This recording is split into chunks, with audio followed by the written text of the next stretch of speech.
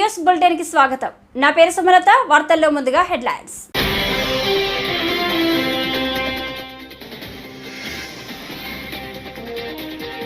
AP మంత్రులకు శాఖల కేటాయింపు. డిప్యూటీ సీఎంగా పవన్ కళ్యాణ్.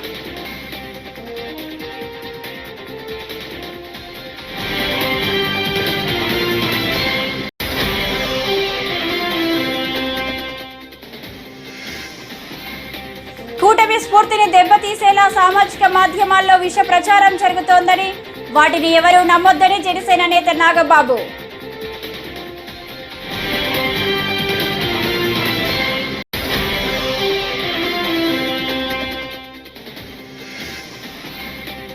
ప్రతి ఇంట్లో కూడా మన ప్రభుత్వం చేసిన మంచి ఉందని, ఎట్టి పరిస్థితుల్లో మనలో ధైర్యం సన్నగిల్లకూడదని పేర్కొన్న జగన్మోహన్ రెడ్డి.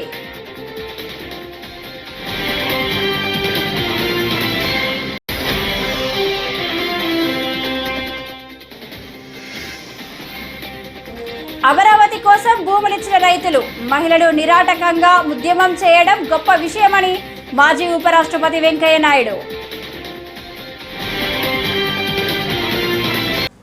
ఇక డీటెయిల్స్ చూస్తే, ఏపీలో కొత్తగా కొలువుదీరిన కూటమి మంత్రివర్గ సభ్యులకు శాఖలు కేటాయించారు.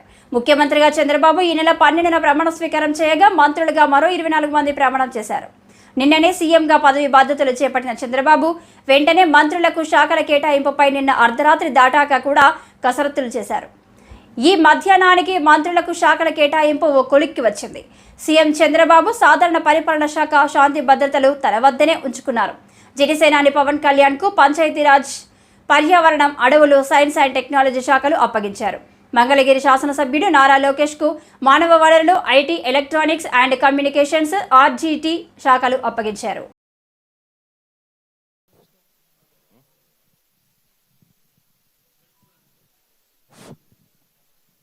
జోహార్ ఎన్టీఆర్, జోహార్ ఎన్టీఆర్, జోహార్ ఎన్టీఆర్.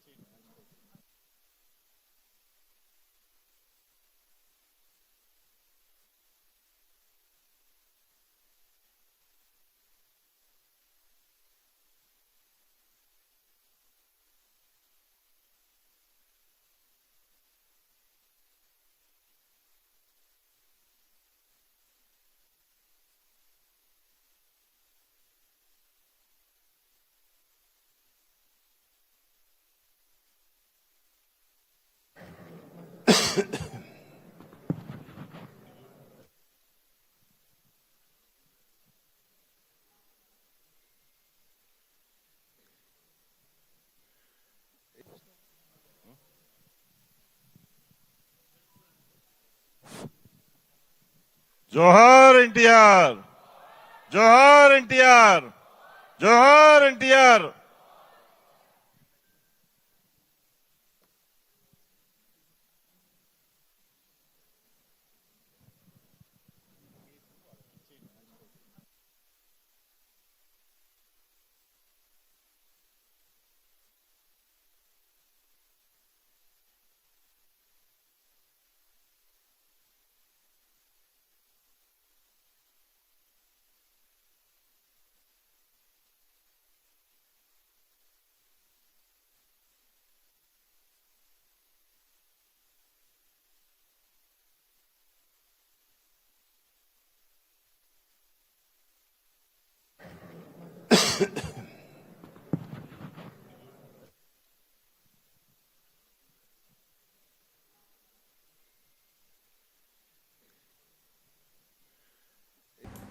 ప్రతి ఇంట్లో కూడా మన ప్రభుత్వం చేసిన మంచి ఉందని, ఎట్టి పరిస్థితుల్లో మనలో ధైర్యం సన్నగిల్లకూడదని వైఎస్ఆర్ కాంగ్రెస్ పార్టీ అధినేత వైఎస్ జగన్మోహన్ రెడ్డి పేర్కొన్నారు.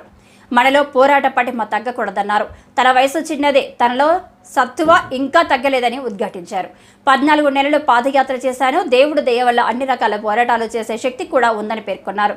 ప్రజలు మళ్లీ మనల్ని అధికారంలోకి తీసుకువస్తారనే నమ్మకం, విశ్వాసం నాకు ఉన్నాయని వైఎస్ జగన్ ధీమా వ్యక్తం చేశారు.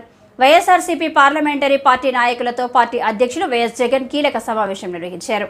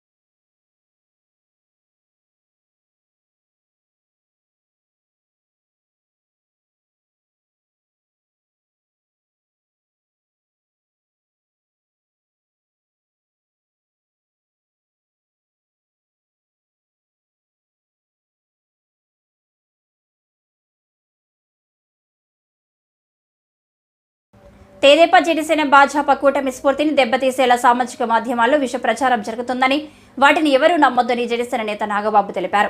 వైకాపా ప్రేరేపిత వ్యక్తులు కొంతమంది అసత్య వార్తలు రాస్తున్నారని ఆరోపించారు. ఇలాంటి విష ప్రచారాన్ని సహించబోమని కఠిన చర్యలు తీసుకుంటామని హెచ్చరించారు. కూటమికి చెందిన 3 పార్టీల అధినేతలు సమిష్టి నిర్మాణాత్మకమైన నిర్ణయాలతో ముందుకు వెళ్తారని తేల్చి చెప్పారు. అందరికీ నమస్కారం. ఈ మధ్యన అంటే గత 2 రోజులుగా అంటే నేను మీటింగ్ అయిన తర్వాత ఈ మీడియాలో అంటే ఎస్పెషల్లీ సోషల్ మీడియాలో కొన్ని విషపు సర్క్యులేషన్స్ ప్రచారం అవుతున్నాయి. అది చెప్పడం కూడా నాకు ఇష్టం లేదు. ఎవరైనా సరే అలాంటి విషపు సర్క్యులేషన్స్ కనుక ప్రచారంలో తీసుకొస్తే అది చాలా తప్పు. ఎందుకంటే అది జనసేన, బీజేపీ, టీడీపీ కూటమి యొక్క స్పిరిట్కి అది చాలా తప్పుడు సంకేతాలు ఇస్తుంది. అది ఎవరు చేసినా సరే దయచేసి గుర్తుపెట్టుకోండి. అది ఎవరు చేసినా దాన్ని బ్యాక్ వెళ్లి సోర్స్ ఏంటో పట్టుకొని తగిన విధంగా మీకు బుద్ధి చెప్పాల్సి ఉంటుంది. ఇది చాలా కష్టపడి పవన్ కళ్యాణ్ గారు, చంద్రబాబు నాయుడు గారు, అటు పక్కన మోడీ గారు, ఇటు పక్కన పురంధరేశ్వరి గారు బీజేపీ నుంచి కష్టపడి తయారు చేసిన ఒక అద్భుతమైనటువంటి కూటమి. ఈ కూటమి స్పిరిట్కి ఎవరైనా సరే ఎఫెక్ట్ అయ్యేలాగా రాతలు రాస్తే మాత్రం చాలా తీవ్రమైనటువంటి చర్యలు తీసుకోవాల్సి ఉంటుంది. దయచేసి కూటమికి సంబంధించిన పార్టీలకు సంబంధించినటువంటి అందరి కార్యకర్తలకు రిక్వెస్ట్ ఏంటంటే ఇలాంటి విషపు రాతల్ని దయచేసి ఎవరు నమ్మకండి. ఖచ్చితంగా ఒక మాట చెప్పగలను, ఇలాంటి రాతలు రాయించేది వైసీపీ ప్రేరేపితమైనటువంటి కొంతమంది వ్యక్తులు తోటి రాయించబడినటువంటిది. ఖచ్చితంగా ఈ సోర్స్ ఏంటో మేము కనుక్కోగలుగుతాం. ఎందుకంటే అప్పుడే దీని మీద ప్రోబ్ చేసి ఎవరు పట్టుకోవాల్సిన. ఏపీ రాజధాని అమరావతి కోసం భూములిచ్చిన రైతులు, మహిళలు 1631 రోజుల పాటు నిరాటకంగా ఉద్యమం చేయడం గొప్ప విషయమని మాజీ ఉపరాష్ట్రపతి వెంకయ్యనాయుడు పేర్కొన్నారు. ఎన్ని అడ్డంకులు, ఆటంకాలు ఎదురైనా అలుపు లేకుండా మహిళలు, రైతులు చేసిన ఈ ఉద్యమం చరిత్రలో నిలిచిపోతుందన్నారు. అమరావతే ఏపీ రాజధాని అని ముఖ్యమంత్రి చంద్రబాబు ప్రకటించడం సంతోషకరమన్నారు. రాష్ట్రానికి రాజధాని ఒకటే ఉండాలని వెంకయ్యనాయుడు స్పష్టం చేశారు. రాజకీయాల గురించి పెద్దగా మాట్లాడను, కానీ రాజకీయాల గురించి మాట్లాడను. ఎందుకంటే రాజకీయాల్లో లేను. రాజ్యాంగ పదవిలోకి వెళ్ళిన తర్వాత రాజకీయం పైన మాట్లాడడం వదిలేశాను. రాజకీయ పార్టీల గురించి ఇవాళ పేపర్లో ఉదయాన్నే ఒక వార్త చదివాను. పైనేమో మంచి రోజులు వచ్చాయి, 1631 రోజులు సుదీర్ఘ ఉద్యమానికి స్వస్తి. 1631 రోజులు నిరాటంకంగా ఆ అమరావతిలో ఉన్న రైతులు కొద్దిమంది అయినప్పటికీ మహిళలతో సహా అలుపు లేకుండా ఎన్ని అడ్డంకులు, ఎన్ని ఆటంకాలు ఎదురైనప్పటికీ కూడా 1631 రోజులు చరిత్ర. దీన్ని స్వాతంత్రోద్యమ చరిత్ర అంటే ఆ రోజు చాలా సంవత్సరాలు నడిచింది. అది దేశానికి అంతా సంబంధించిన విషయం. ఇది రాజధానికి సంబంధించిన భూముల విషయంలో అక్కడున్న ప్రజలు పట్టుదలతో, మహిళలు అలాగే పురుషులు కూడా ఆ ఉద్యమాన్ని కొనసాగించి నిన్న ఎప్పుడైతే ముఖ్యమంత్రి గారు అమరావతే మన రాజధాని అని ప్రకటించిన తర్వాత ఉద్యమానికి నిన్న వాళ్ళు స్వస్తి పలికారు. మనందరం కూడా సంతోషంగా ఉంది. ఎందుకంటే రాజధాని ఒకటే ఉండాలా, రాజధానిని ఒక్క దగ్గర పెట్టాలా. పరిపాలన, చట్టసభ, ప్రభుత్వ పరిపాలన, అలాగే ఈ శాసన వ్యవస్థ, ఇవన్నీ కూడా. తెలంగాణ మాజీ సీఎం కేసీఆర్ పై మెదక్ ఎంపీ రఘునందన్ రావు కీలక వ్యాఖ్యలు చేశారు. కేసీఆర్ పై ఈడీ కేసు నమోదు చేసిందని తెలిపారు. కేసీఆర్ కోసం ఈడీ అధికారులు వచ్చారన్న రఘునందన్, కేసీఆర్, హరీష్ రావు, వెంకట్రామిరెడ్డికి ముందుంది ముసళ్ల పండుగ అని వ్యాఖ్యానించారు. భారత ప్రజాస్వామ్యం డాక్టర్ బిఆర్ అంబేద్కర్ గారు చెప్పారు, 1,00,000 కోట్లున్న వెంకట్రామిరెడ్డి ఓటుకు ఎంత విలువ ఉంటుందో పొద్దుకి మాపడికి మువ్వలేని మా కార్యకర్తల ఓటు కూడా అంతే బలం ఉంది. కొద్దిసేపటి క్రితం ఈడీఓలు వచ్చినట్టు పాపం దానికి ఇంకా తెలియదు, వెంకటరామరెడ్డి దగ్గర రాలేదు. అది చిన్నది పరిస్థితి. ముఖ్యమంత్రి, మాజీ ముఖ్యమంత్రి చంద్రశేఖరరావు గారి మీద ఈడీ ఇప్పుడే కొద్దిసేపటి క్రితం కేసు నమోదు చేసింది. ఏం చెప్తారు జనవంతులు, ఏం చెప్తారు? వారి చెడగొట్టకురా, ఎవరికి అన్యాయం చేయకురా, అన్యాయం చేస్తే పాపం కలిగి పోతామని చెప్తారా చెప్పారా? వెంకటరామరెడ్డి గారు మెదకోట మెదకులో బీఆర్ఎస్ కోసం కష్టపడి జెండా మోసి ఏడిసి ఇందాక నరేంద్ర అన్న చెప్పినట్టు ఊర్లో నిలిపోయిన కార్యకర్తల ఉసురు ఎవరికి తాకింది? వెంకటరామరెడ్డికి తాకింది. 200 కోట్లు కాదు, 500 కోట్లు ఖర్చు పెట్టినా వాడు ఎన్నికలలో గెలవడు. తెలుస్తాడా? జనం మొదలైంది ఇప్పుడే. అదే సినిమాలో చిరంజీవి చెప్తాడు, ఏం చెప్తాడు? In front there is crocodile festival. Venkataramareddy గారికి ఉంటుందా క్రొకడైల్ ఫెస్టివల్? గౌరవనీయ హరీష్ గారికి ఉంటుంది, మాజీ ముఖ్యమంత్రి చంద్రశేఖరరావు గారికి కూడా in front there is crocodile festival. పడ్డాడు ఎప్పుడు చెడ్డాడు కాదు, బాధపడద్దు.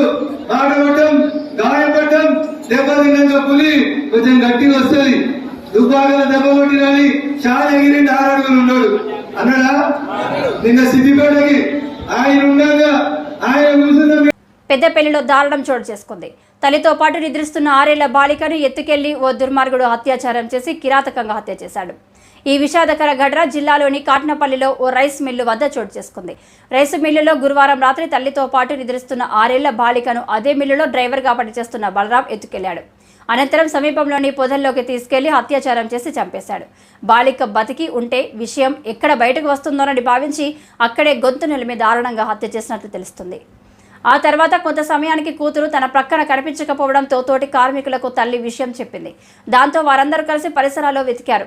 ఈ క్రమంలో ఓ పొదల్లో విగత జీవిగా పడి ఉన్న బాలిక మృతదేహాన్ని గుర్తించారు. కాగా గురువారం అర్ధరాత్రి బలరాం ఆ బాలికను ఎత్తుకెళ్తున్న దృశ్యాలు సీసీటీవీ కెమెరాలో రికార్డ్ అయ్యాయి. వెంటనే స్థానికులు నిందితుని గుర్తించి పోలీసులకు అప్పగించారు.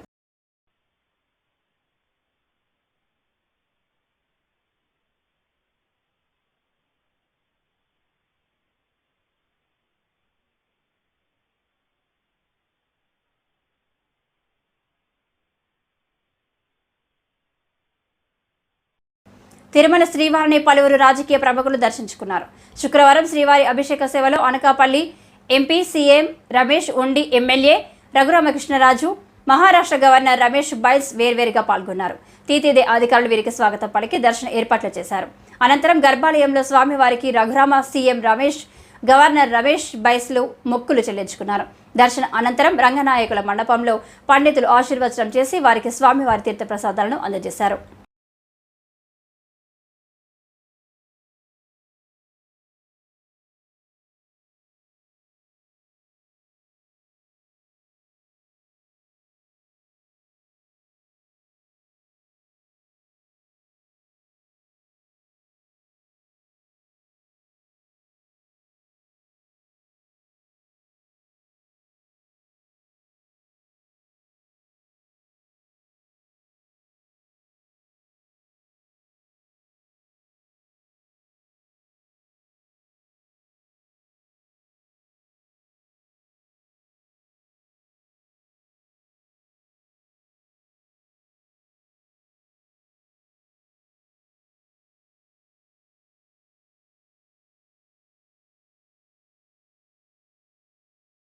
స్వామివారిని ప్రార్థించిన మేరకు నేను కోరుకున్న మొక్కు నెరవేరినందుకు అత్యద్భుతమైన విజయాన్ని చంద్రబాబు నాయుడు గారి నాయకత్వంలో కూటమికి ఇచ్చినందుకు, అలాగే నన్ను కూడా నా ఉండి నియోజకవర్గ ప్రజలు అత్యధిక మెజారిటీతో గెలిపించినందుకు నేను కోరుకున్న మొక్కు ప్రకారం స్వామివారికి కృతజ్ఞతలు తెలుపుకోవటానికి ఈరోజు ఇక్కడికి రావడం జరిగింది.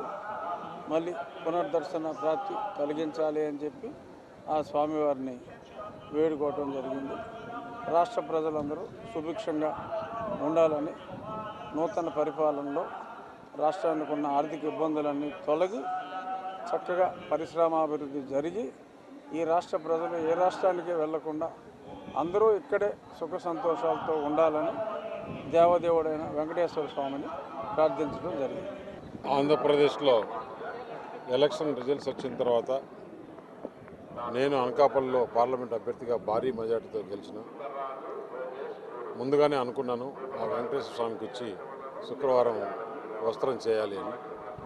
ఈరోజు చంద్రబాబు నాయుడు గారు అటు కూటమి ప్రభుత్వం, పవన్ కళ్యాణ్ గారు అందరూ ప్రమాణ స్వీకారం చేసిన తర్వాత మరుసటి రోజే ఇలా వస్త్రం రావడం ఆ స్వామివారిని ఆంధ్రప్రదేశ్లో 5 సంవత్సరాల రాక్షస పాలన పోయి రామరాజ్యం తెచ్చిన దానికి స్వామివారికి ధన్యవాదాలు తెలుపుకుంటూ స్వామివారి ఆశీర్వాదం ఎప్పుడూ ఆంధ్రప్రదేశ్ ప్రభుత్వం పైన ఆంధ్రప్రదేశ్ ప్రజలపైన ఉండాలని కోరుకోవడం జరిగింది. ఈ వార్తలు ఇంతటితో సమాప్తం. నమస్కారం.